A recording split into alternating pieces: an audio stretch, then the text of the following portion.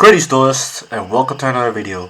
So by the time of this recording, uh, Moon of the Closed Sky, or I think it has another name now, it has been confirmed for the TCG in Infinite Forbidden. A lot of YouTubers already have spoken their qualms and spoken out of their minds regarding Fiendsmith and the splashability behind this engine. I won't be doing that because who wants to see another YouTuber just explain the same thing others have been doing? What I'm going to be doing instead is I'm going to talk about the importance of the splashability behind this archetype and things I overlooked when I did my first initial impressions of this, because there is one very key detail that I missed when I did my first recording on Fiendsmith when they first got revealed in the OCG, and that is a very significant difference, and it's going to change the landscape of the game, very similar to something we've had in the past. So what I'm going to show you right here is a deck in 2017 known as Zoodiac. For those who have been playing the game by that long, already know about this archetype. They already know about the power and splashability and the flexibility this strategy portrays.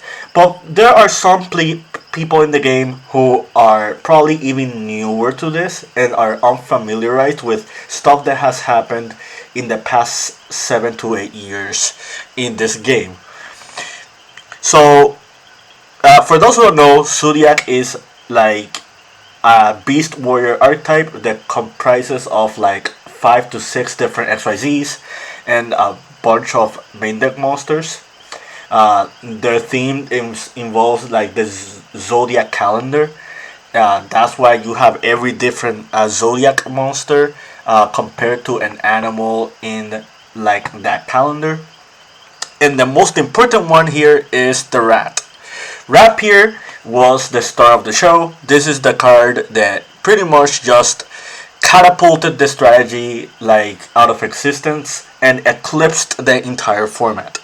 And I'm going to be showing you why that happened.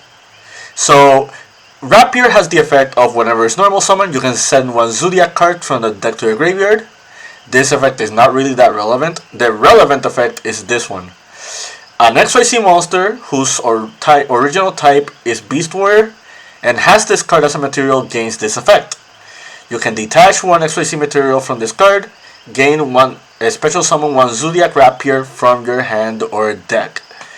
And that is very, very significant because what you're going to be seeing here is one card XYZ for overlaying, because all the Zoodiac monsters can be overlaid by using one Zoodiac monster you control with a different name as material.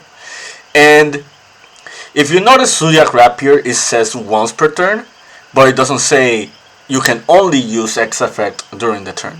Back then, that was also a very big deal because it meant that you just kept looping Rapiers left and right. So now we have Zoodiac Broad Bull. Zoodiac Broad Bull had the effect of detaching to add one Beast Warrior type monster that can be normal summoned or set.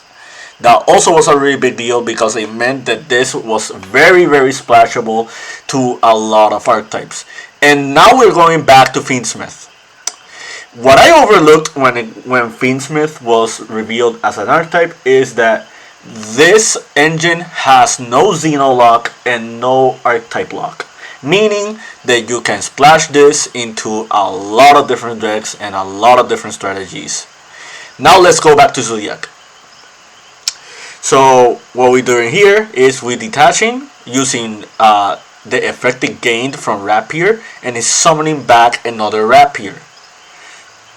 And then we're going to detach to add one Beast Warrior monster. We're adding Luna Light Black Sheep here. You can also add Burgeoning Hiroko, which I will explain in a moment why. There are a lot of other Beast Warrior type monsters that you can pair up with this. You can pair up Fire Fist, you can pair up Luna Lights, you can pair up in the off chance that this becomes legal again, you can pair this up with Tri-Brigades. This archetype was very, very insane, and it had a lot more promise, and you'll see now with the next play. Lunala Black Sheep added Fusion Substitute because there was one card that was still legal back then.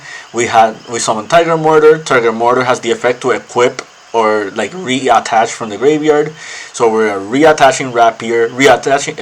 Rapier gave Tiger Mortar the effect to summon Rapier, and now we summon another Rapier. And this is the problem that we're having right here. With one normal summon, we got to have the Zoodiac engine. We had like a +1 out of Blood Bowl, and we have two level 4 monsters. Back then, the rank 4 XYZ summoning pool was very, very large. We had a lot of strong options. And now we're going back to Fiendsmith again. If you've seen this entire engine and you've seen how Fiendsmith works, you have something very, very similar, but instead for rank 4s, you have it for rank 6s. And not only that, you also have Sequentia that can just summon Lacrimosa, which can resummon the Fiendsmith, and you have enough bodies to do link 3s, link 4s, like rank 6s into link 3s, like rank 6s into like link 2s. You also have the ability to like summon Disarray, which is the boss monster, which is very similar to the game plan that we have with Zoodiac Trident. And this is just very, very scary. I'm just going to play out the rest of the replay, and I'm going to explain everything else beforehand. So what we just did here is just show you all the potential options.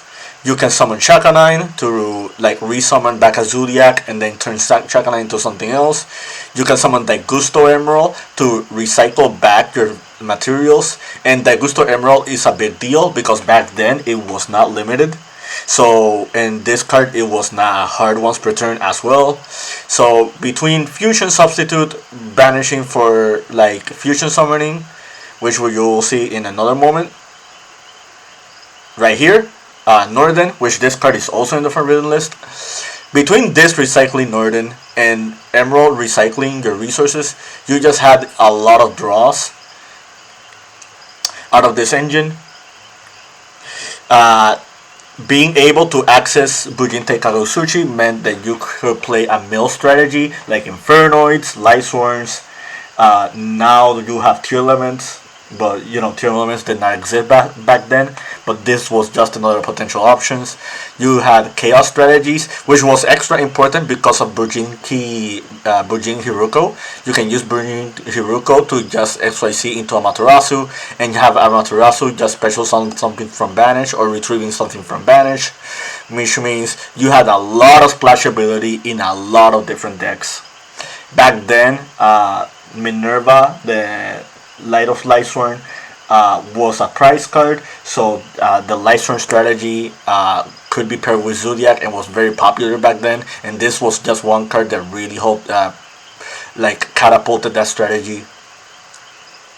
Northern being able to bring back any level 4 or lower like just meant that you can just keep XYZ climbing. But this is all just to tell you that when Zoodiacs first came out, it was a very, very, very eclipsed strong archetype. They just took the meta game entirely, and the same thing is going to happen with Fiendsmith.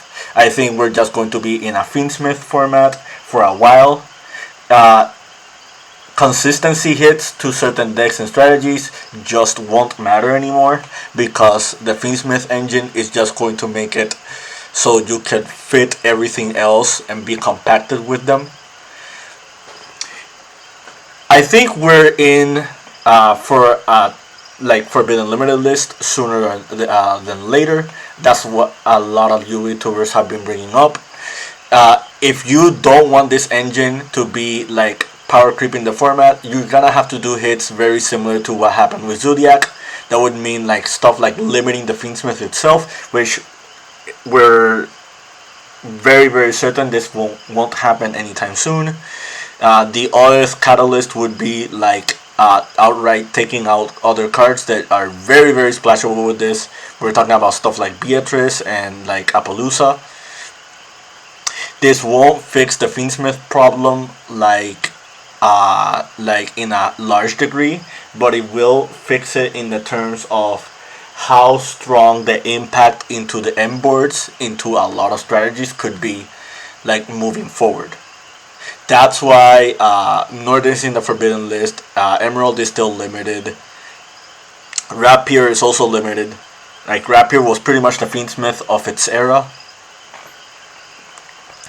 And you had other hits like MX Saber Invoker, like Speedray Teratop, just to name like a few outliers.